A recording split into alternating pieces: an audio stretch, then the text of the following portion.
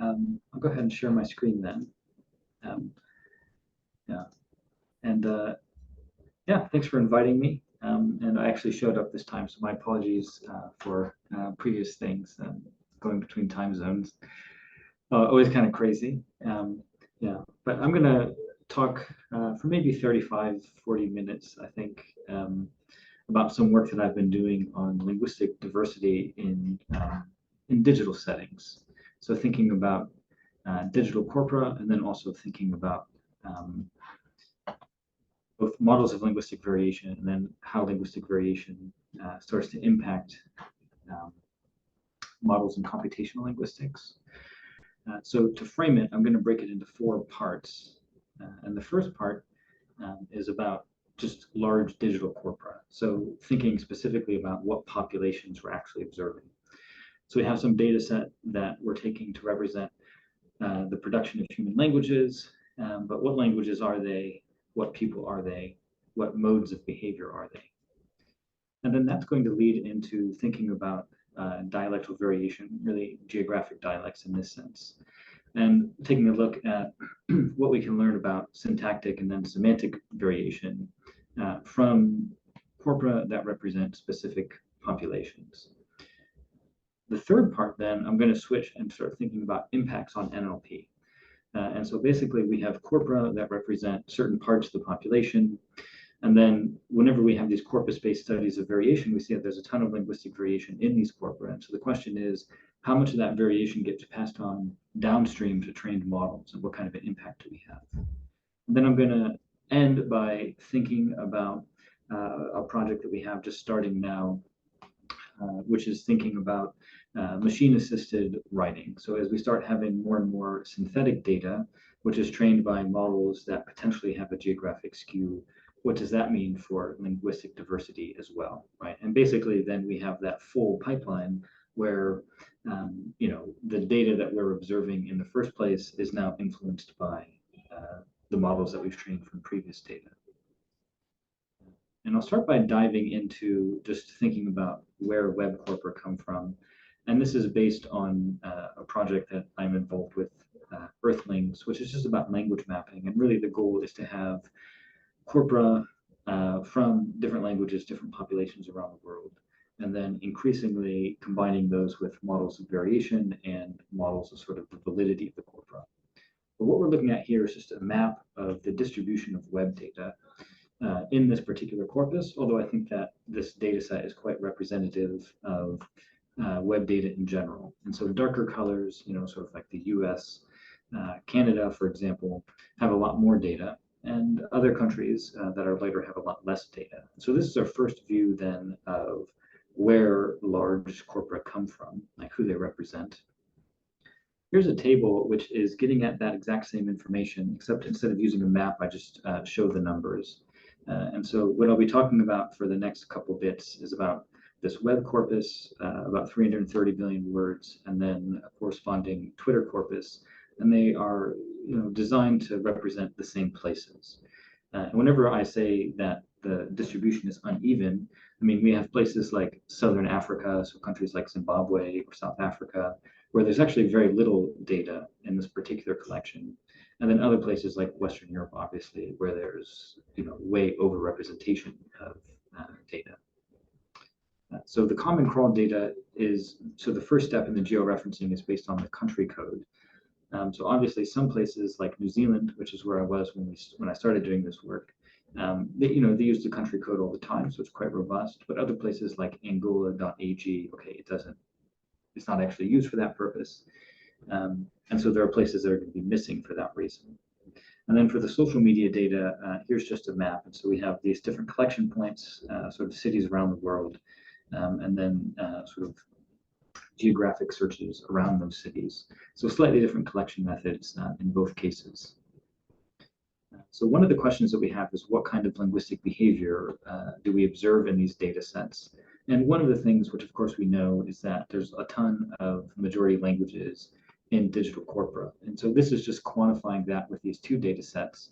So that's Twitter on the top and web data on the bottom, where Common Crawl is just a source of web data.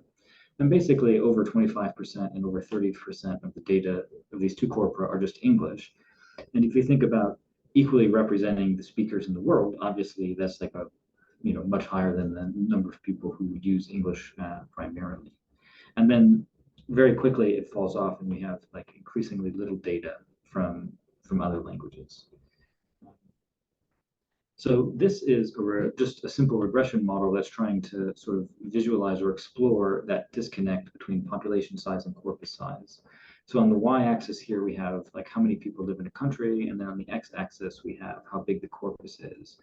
And so ideally, we would have a pretty close relationship there.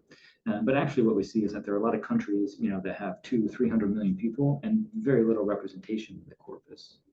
And then we have other countries that have very few people, but quite a lot of data, right? And so this is just another view of that skew where we're only representing part of the population of the world. Here's that same kind of graph for tweets. It's actually a bit better of a representation, but there's still some places that aren't as well represented, or some places that are quite overrepresented. So that is a very generic way of putting it. So I wanted to give a case study, and this is based on a paper from 2020. And so this is a map that we put together of where like a generic corpus of Spanish would come from. So if you like, we're going to grab a big corpus of Spanish to like train embeddings, train a language model. The darker areas here are going to have more data, and basically most of the data is going to come from European Spanish, and then very little from Mexico and Chile. And again, if we think about, okay, we have a model of Spanish, well, we have a model of European Spanish, right? So then what we did in the paper was we tried to put together a population balanced corpora. And basically the idea was that like the probability of getting a sample from Mexican Spanish was the same as the probability of encountering a speaker of Mexican Spanish among the pool of Spanish speakers. And so then we can change the balance of the corpora. Now, this was, back in 2020, and you could do a lot more with the gigaword corpora, I think, back in 2020. And so it's much harder to do this if you want a training set of like 200, 300, 400 billion words, because really what we're doing is collecting a lot of data and then filtering it down until it meets some standard of representation. But this is just like an example of what I mean by sort of mismatches in representation. And so that first thing is thinking about like who do the corpora represent, what geographic populations. But I'm also thinking about what kinds of linguistic behaviors.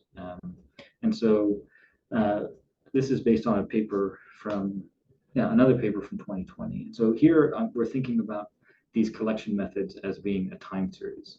And so this is just, this figure is showing the percentage of the Twitter corpus that comes from each particular region over, like a 3-year period. And there were some blips, like I moved to New Zealand in 2018, and so the collection got messed up.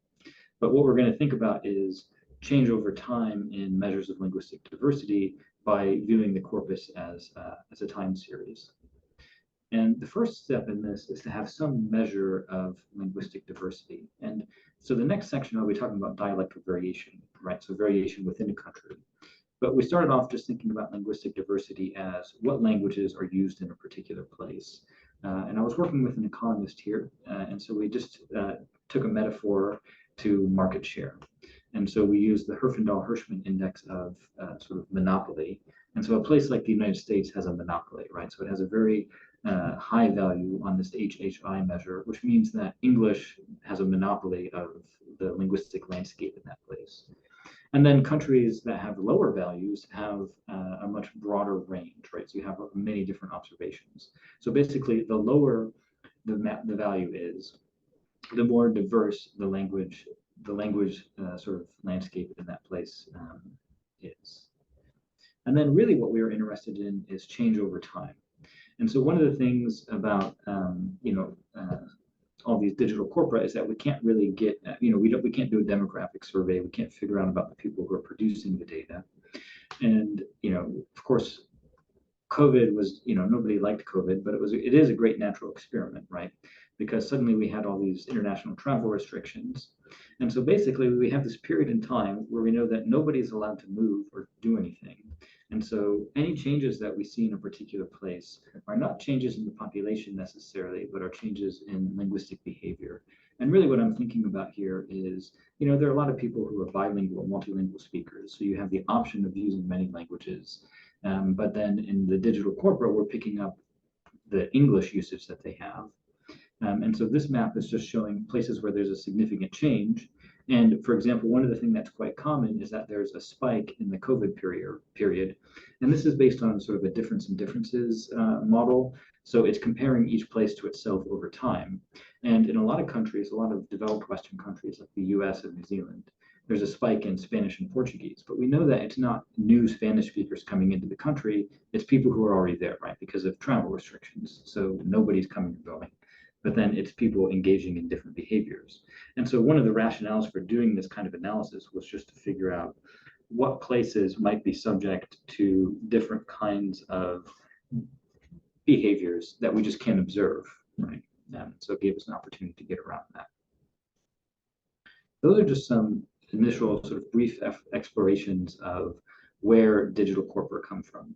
I think that kind of work is important because basically, if we're being honest, work in computational linguistics, work in computational sociolinguistics, work in computational social sciences, how much of it is just built on web data and social media data, where social media data actually means tweets, or at least it used to. And so the question is, who is actually involved? Who's being studied in that kind of research? But now I'm going to switch over to a somewhat different topic, which is dialectal variation. And this is the other side of that coin, which is language internal variation. And so for a lot of this, I'll actually just be talking about English, but the very different kinds of Englishes that we have from in corpora that are representing these different populations. And I'm going to be, doing this, framing this as a dialect classification task. And this is something that I started doing back in 2018. And my reasoning is, we have these really large corpora. We have increasingly good representations of syntactic structures in those corpora. And so just having, we can't use a traditional sociolinguistic model where we just do like a regression or something, because then we're going to have a huge number of significant but pretty meaningless variables. And so instead, framing it as a prediction task where we want to understand grammatical variations within a dialect to such a degree that we can actually characterize and identify samples of that dialect, so that our goal is to model linguistic variation, but we're going to evaluate how good that model is using its prediction accuracy. And so in the first papers, we started with small corpora, like the International Corpus of English, right? So we have just 1 million words per dialect, but they're quite relatively clean, and they're balanced by register, and so we can control for other sources of variation. And overall, we have a fairly good prediction accuracy of just using syntactic representations to predict the dialect. And then the next question was, how does this scale up? So you can do it with those clean corpora, but what if you include more dialects? And so one of the differences here is that we have inner circle, outer circle, and expanding circle varieties all together in the same model. And then do the same thing, but on digital data sets.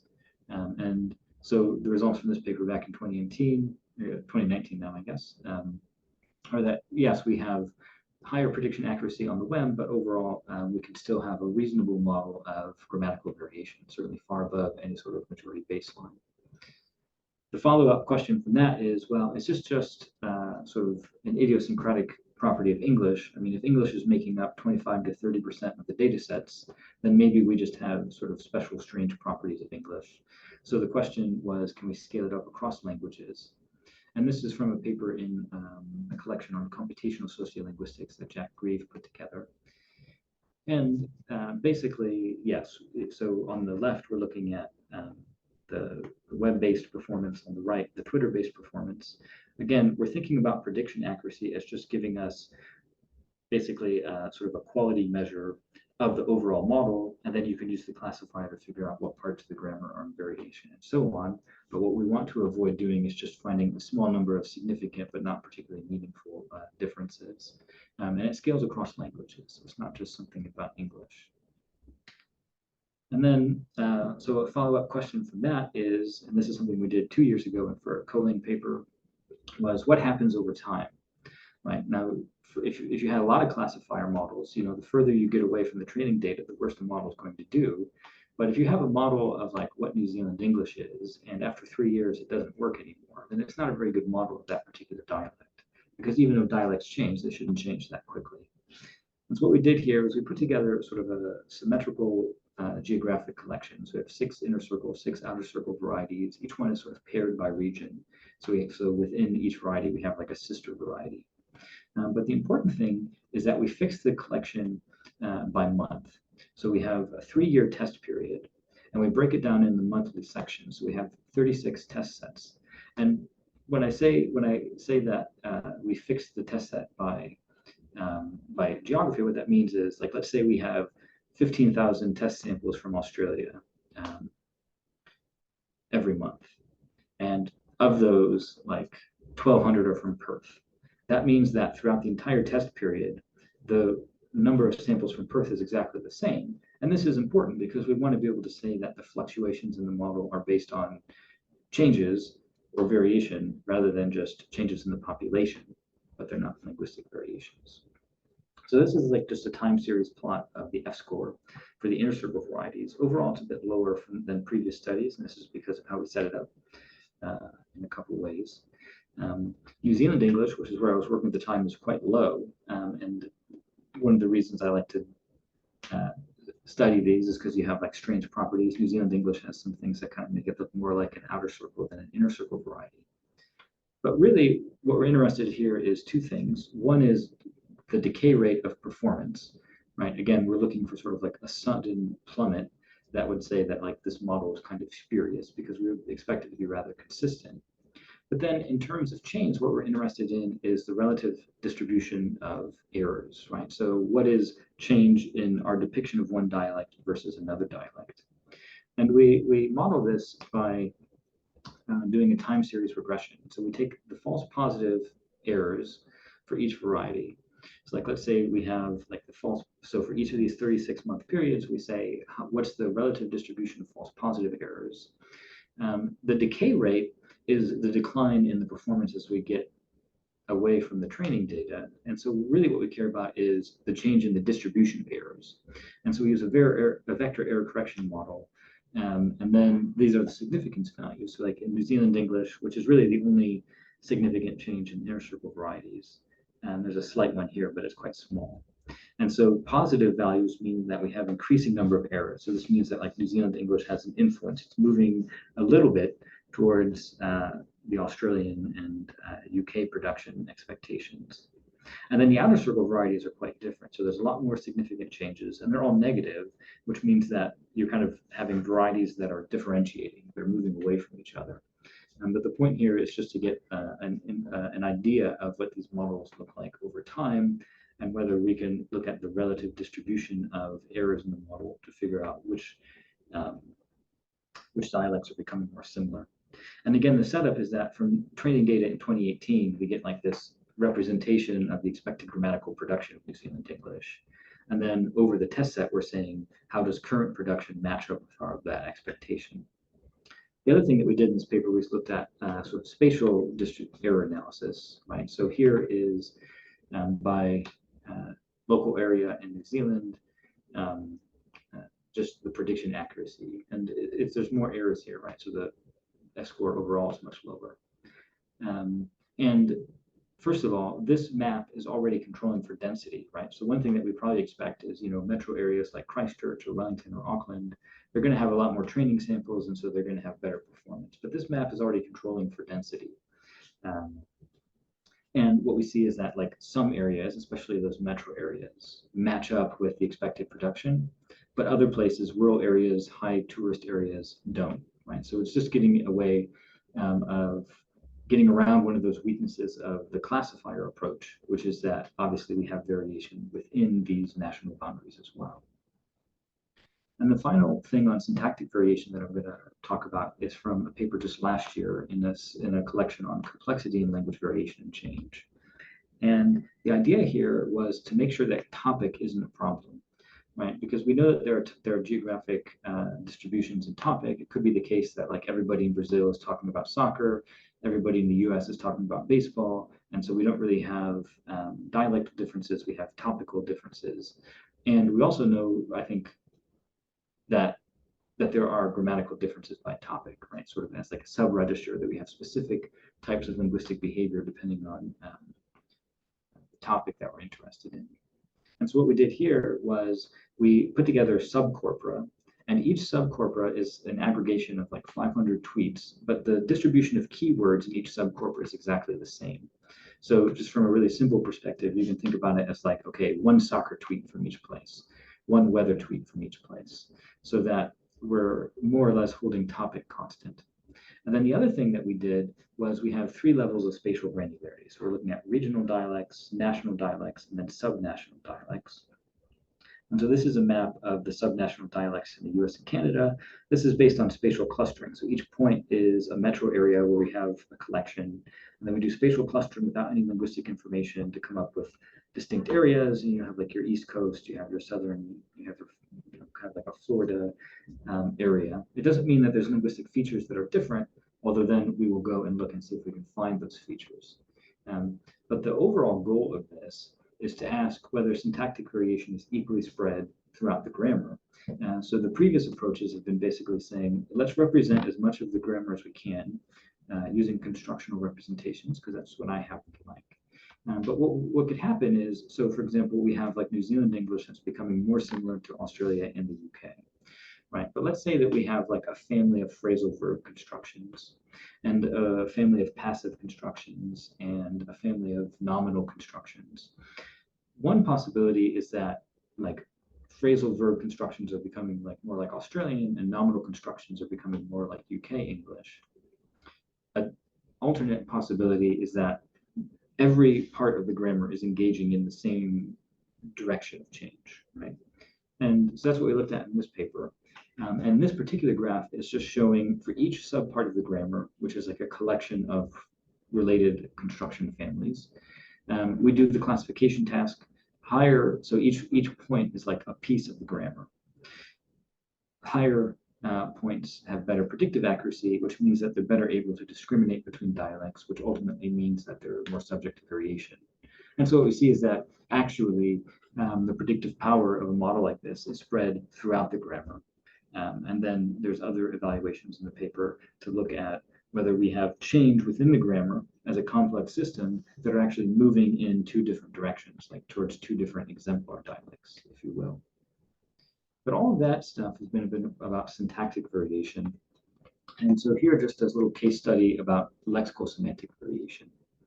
And so basically what we did was we put together a regional level corpus for 4 different areas, like North American English, African English, and so on. Each one is half web, half tweets. And then what we do is we train 10 different skipgram models for each one of these. And what we want to do is compare lexical semantic neighborhoods for each one of these areas.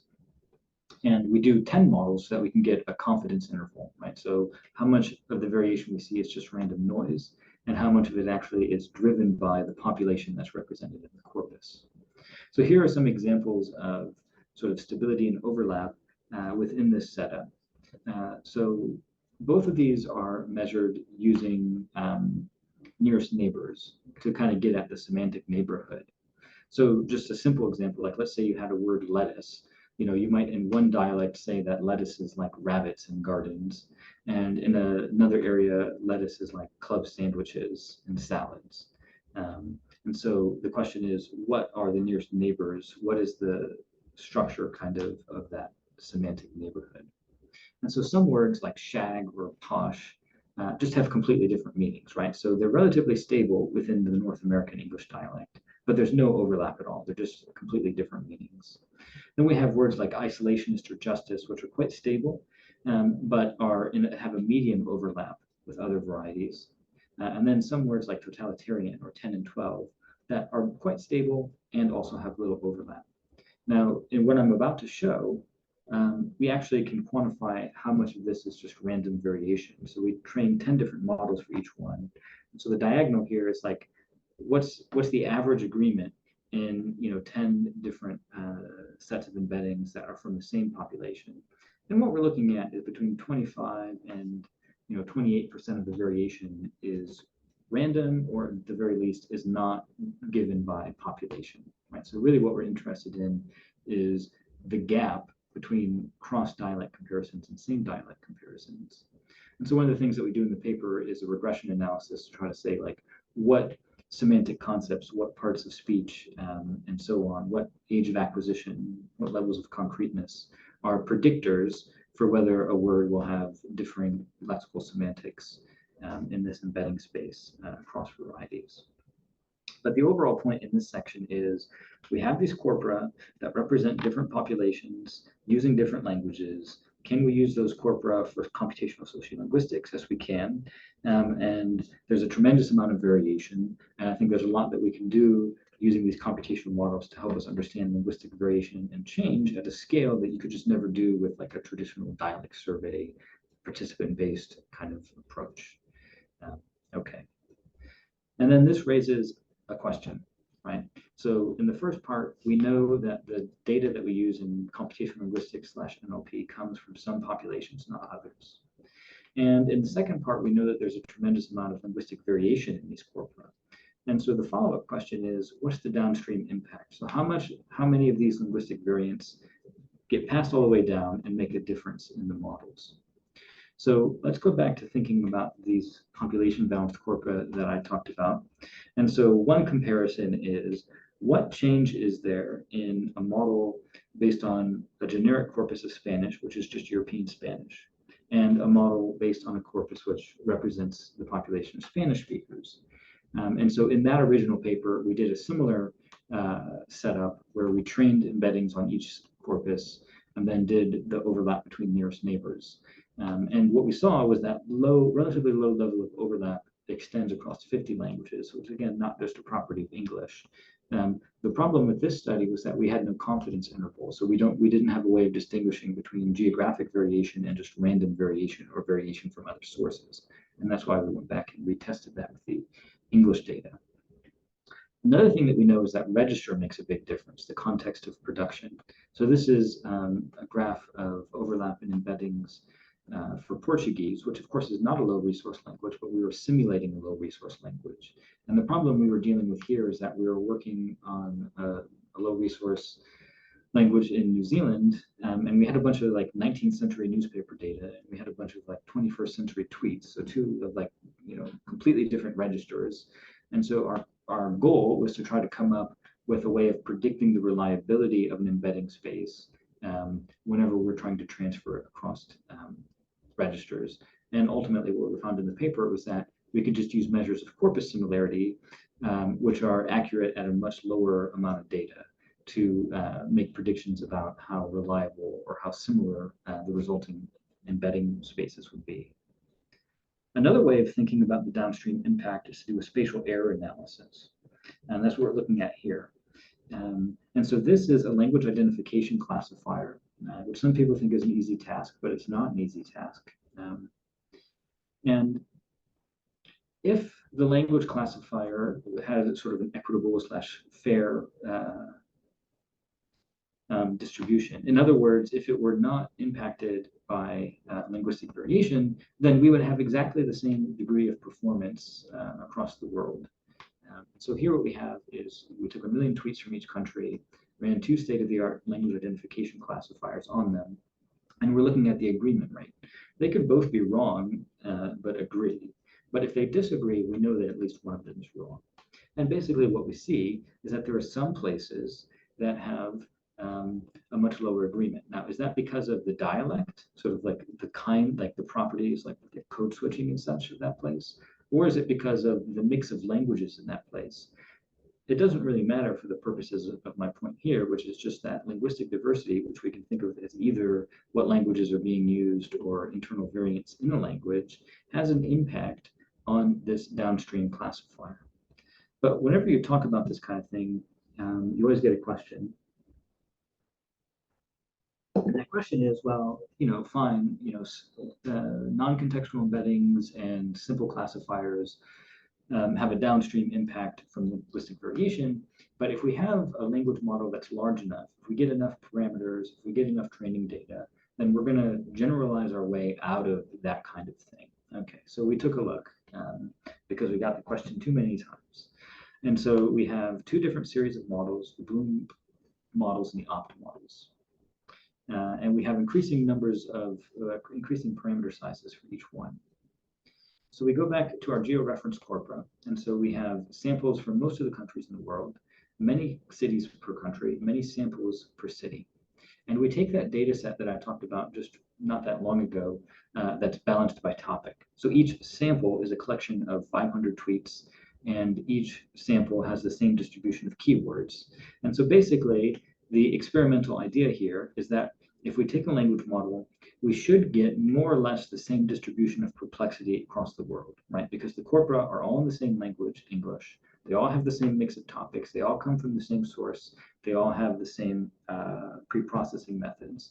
And so in the aggregate, there should be no difference spatially in the perplexity values using perplexity of how good the fit the model is for that particular data. And then here's a map of it, right? And of course, this is not surprising to people, but I also find it kind of ironic that, you have to test it, but it's not surprising. At any rate, these are standardized perplexity values because we don't really care about whether Bloom or opt is a better model. What we care about is within each model, what's the spatial distribution of its goodness of fit. And so dark red colors like South Asia, Southeast Asia are up to 2 standard deviations below the norm, which means, or above the norm, which means they have a high perplexity, which means they have a bad fit for the model. And things that are down to like, -2, -1 are below the mean, which means that they have lower perplexity, which means that they're a better fit. So basically what this is saying is that the downstream skew in the data set or in the model is actually not that different from the downstream, from the upstream skew in the corpora that are potentially used for training. Now for that map, we average all the samples in a city and then average all the cities in the country. What if we have internal variation? So that's what the point of this plot is. And so each column here is a different region. So we have like North Africa on the left, East Asia on the right. The y-axis is the standardized perplexity. So higher means a worse fit, lower means a better fit. Each point is the average for a particular city. So we have some places like North America where all cities are well represented. We have some places like South Asia where all cities are poorly represented. And then we have other places like Western Europe or Eastern Europe, where is that? Over here for some reason, it's obviously not alphabetized, where there's a mix, right? So some are good, some are not so good.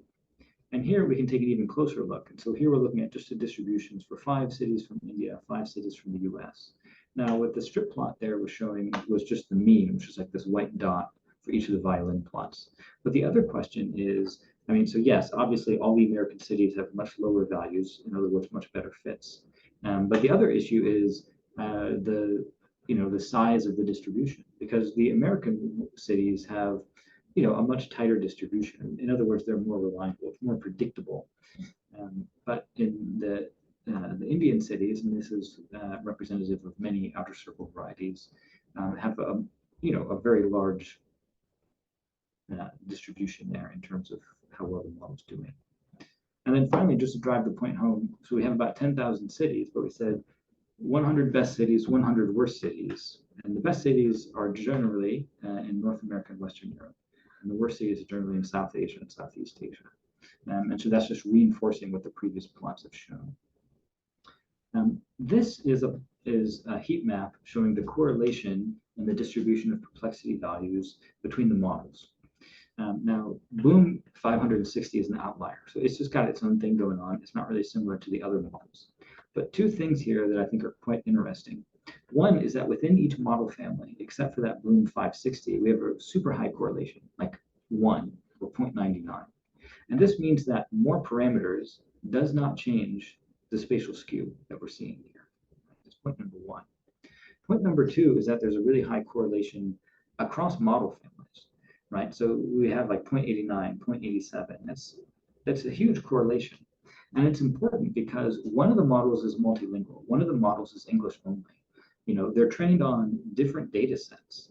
And so it's not just, that this is a property of one particular model. I think, my interpretation is that the ecosystem is actually so skewed that even if you train on different subsets of that skewed digital language use ecosystem, you get the same downstream skew. Just a quick thought. So we did some robustness analysis, like if you divide it in time. So like 10,000 cities, if you divide it in time, what cities are significantly different? And there are actually a few. So things like Hong Kong or Kabul have like changing values, but for the most part, it doesn't make a difference. What kind of impacts is this going to have? So if we're putting together these corpora, we need language ID models. And then another thing that we often use is outlier detection. Now, probably one of the most common ways of doing outlier detection that I'm familiar with is to take a language model, apply it to different samples, get a distribution of perplexity scores, and then do outlier detections on that distribution of perplexity scores.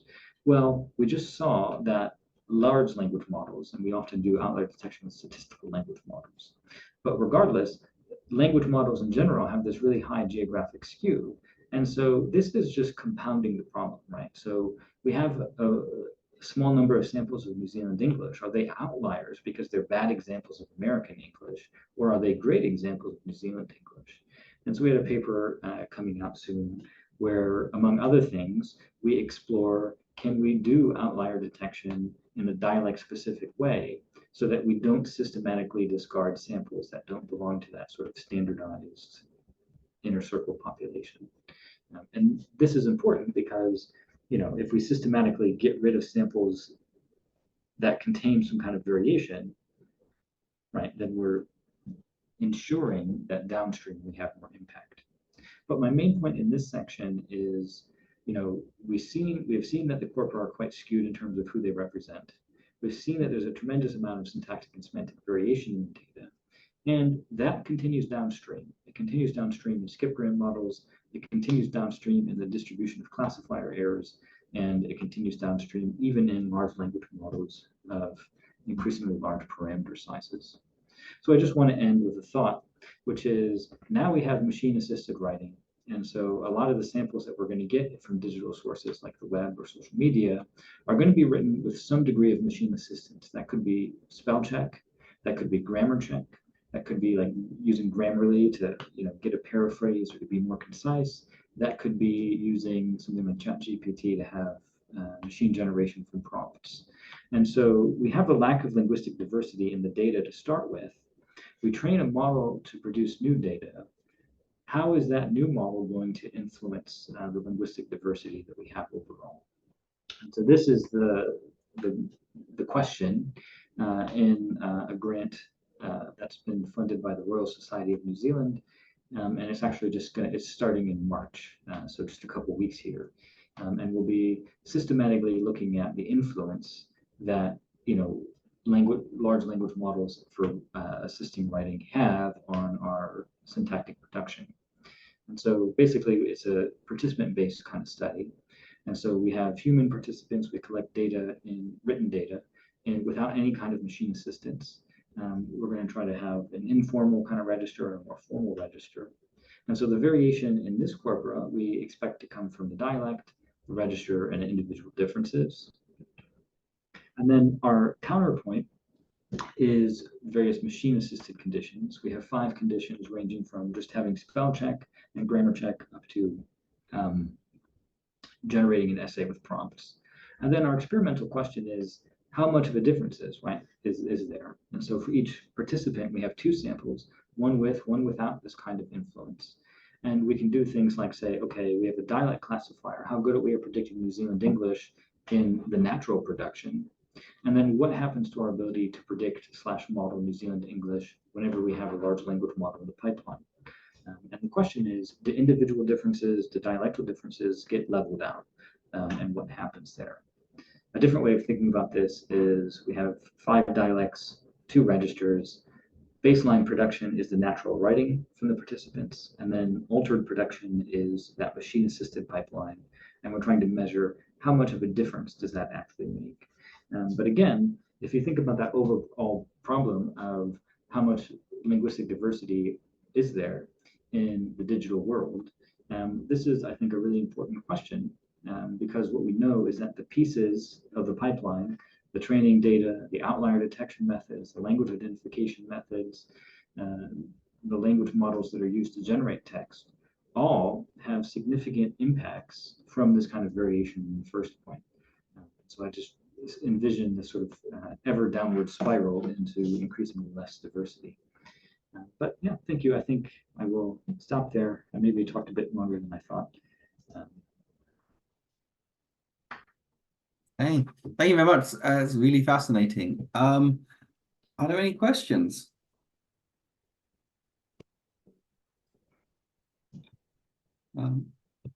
Oksana, I see. Yeah, hi.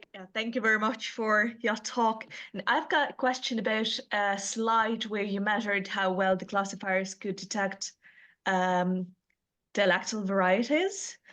If you could possibly go back to that for everyone to see. So my question was, did you? Yeah, which one? Way back. Yeah, I think the next one where there were like 14 varieties of English, 19 varieties of Russian, or something like that. No, not this one. Yeah, this one, I think. Yeah, the correlation. Yeah. So did you measure any correlations between the language or dialectal difference and the performance? Because it seems obvious to me, for example, that the scores for Russian are quite low compared to, say, Arabic or English, because we don't have that much dialectal variation, and variation within the country may be even higher than the variation between Russian spoken in different bordering countries. So did you measure any correlation with how difficult it actually is to discriminate between dialects for a given language? Yeah, thanks for that question. I didn't go into it. Actually, most of the paper is about exploring the variation using that classifier. But I was just putting out there saying like, yes, the predictions are possible. Yeah, but there are a number of different case influences here. For one thing, I think Portuguese has very few varieties, right? So one of the factors is just how many classes there are in the model. So just because one language has a much higher performance doesn't mean that there's more variation. It just means that the classification task was easier in that case. Yeah. But yeah, and one of the things that we did was we looked at how much these. I'll stop to share again so I can see. Yeah, sure. Yeah. So one of the things that we looked at was how many grammatical features do these performances rely on? So we did sort of like an unmasking thing. Like if we get rid of the top 10 features, how good is the performance? If we get rid of the top 100 features, how good is the performance?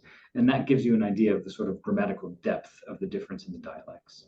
Another thing that we did was that we looked at correlation and errors and in feature weights, like across the different data sets, because the web and the tweets were different. And so the question was like, okay, if we really have like a dialect of Russian or something, it should have some similar properties, regardless of what register that you're looking at, you know. So yeah, a lot of the paper was actually taking up with other kinds of analysis on that.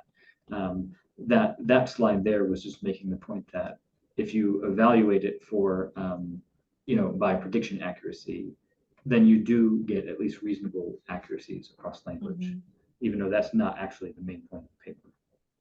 Right. Yeah, thank you. Thank you very much. I'll have to check out the paper now.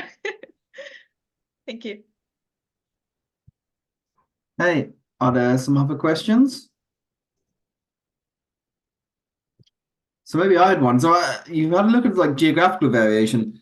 Have you also looked at any other variation, perhaps in something like, say, gender and different language uses by, say, different genders within a population? Is that? No, but partially. Yeah, so you might have noticed I kind of like geographic corpora. So a lot of what I do is on geographic corpora. And the thing is that you can use geography at a fine scale to get to some social properties. I mean, different kinds of people live in different places. You can look at like neighborhood differences. Or one thing that you can do is like if you have a country, like the US, Germany, whatever, New Zealand, where you can get census data, you can kind of say like, what's the average income in this zip code, and then have sort of a bag of labels kind of thing to look at social variation. However, gender, no, because gender, I think, as far as I can't think of why gender would be geographically distributed. Yeah. Yeah. But that's been one of the things that we haven't been able to do. But with this new project, so we got funding for that project to do participant-based collection. And one of the things that we're going to do with that is, each participant, you have like a short demographic survey. And so what we're going to do is we have like our baseline model of like, okay, here's what we expect from this dialect. And then we can measure like, okay, what about the social variation within that place? Like what groups best match our predictions, So for example, I could imagine a situation where like, female speakers were a very good match for our expectations, but male speakers were different. So hopefully with that new data collection, we can do that sort of I like to think about it as calibration, kind of figure out, given the more detailed demographic information on a small number of samples, can we kind of get at internal variation in the larger data sets?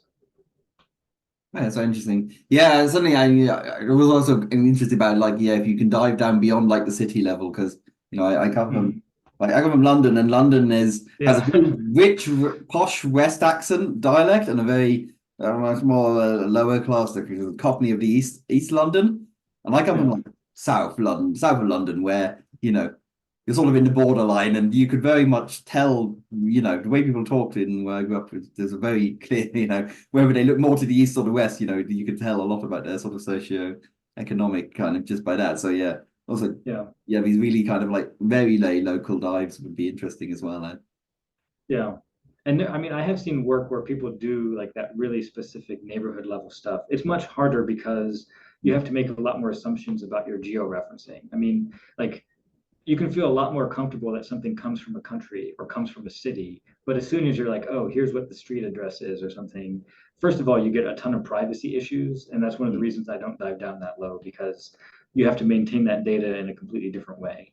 Because you can actually learn anything about somebody based on where they go. But you also have like potentially less reliability. Yeah. But there are a number of interesting papers from geographers where they look at like how people spend their time in different places, and it gives you that like real fine-grained social view of city level variation. Good. Yeah, thanks, Amy. Great. Are there any other questions?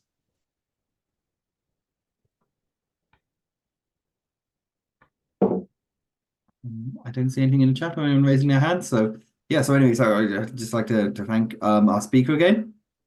So I was a bit flustered at the beginning. So this series was the Cardamom seminar series, is now the Teanga seminar series. So we'll continue with a lower frequency. We're looking more sort of 3 or 4 talks a year. So we haven't got a next talk planned, but it will be in about 3 or 4 months' time, and I look forward, and I'll post it on the same list. So I don't have anything to announce yet, but I'm hoping that we will, of course, have another very interesting speaker in a few months' time. So I'd just like to thank Jonathan again, and if you want to reach out to him by email, and his contacts are on the slide. So, otherwise, I say thank you, and have a nice evening, everyone. Yeah, thanks for having me. Okay. Thank you. Bye-bye. Thank you. Bye-bye.